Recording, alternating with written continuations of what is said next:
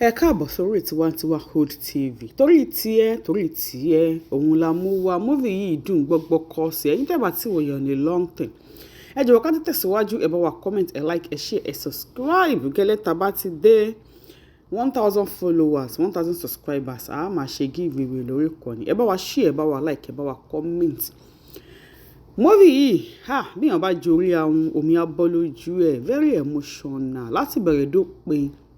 Wasila Coded àti Mide Martins wọ́n gbìyànjú àti Ayọ̀ Ọláìyá back to back gbàsgbòs lọ́tún lósì from beginning to end wèrè lọ ṣe látòkè délẹ̀. Tó wá ní movie téèyàn wò téèyàn ò lè dìde débi kó lọ tọ̀ ó máa rìn dín màgà ní movie yìí ló ń jẹ́ bẹ́ẹ̀.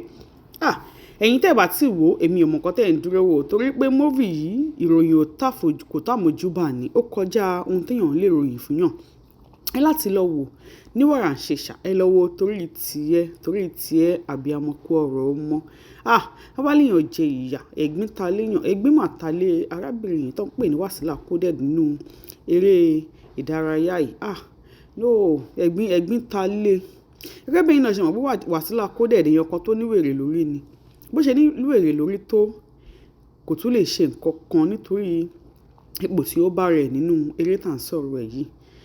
Ẹ lọ wo torí tiẹ̀ tọ́wọ́ wá níta ní ọgbà wà lórí ẹ̀ Shoko Pro Max gẹ́gẹ́ bẹ́ẹ̀ ti mọ̀ kò sẹ́lòmíì Mide Martins ní gbàsgbòs àtàràlé àti gateman àtọkọ àtọmọ ọ̀dọ̀ àti ìyàwó tó fẹ́ wọlé àti ìyá ọmọ gbogbo wọn ló ń gba give and take ni gbogbo wọn ló ń fún back to back àti ìyá ìyàwó àti wòlíì má àbí kí ló ti pè àti wòlíì gbogbo wọn ló ń fún back to back. Ẹ tètè ẹ má jẹ́ ká rojọ́ jù ẹ tètè kẹ́ lọ́wọ́ torí tiẹ̀ ló ń sọ lọ́wọ́lọ́wọ́ báyìí ó dùn gbogbo kọ sí. Ẹ má wá gbàgbé ẹ bá wa tẹ subscribe button, ẹ bá wa like, ẹ bá wa share, ẹ bá wa comment.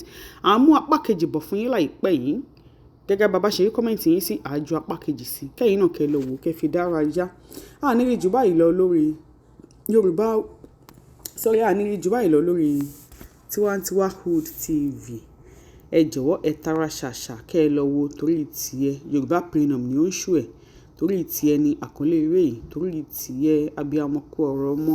Ẹ̀yin tẹ́ bá ti wò gẹ́gẹ́ bí mo ṣe ti sọ ẹ ti sùn lé ẹ lọ wò ẹ jẹ́ ká mọ òṣèré tẹ́ ẹ nífẹ̀ẹ́ sí jù tálẹ̀ rò pé ó deliver lines àti roles ẹ̀ dáadáa ẹ jẹ́ ká pàdé ní comment section kẹ́ wá fi ẹ̀wọ̀n nu yín wọ̀n bẹ́ẹ̀ ó dìgbà.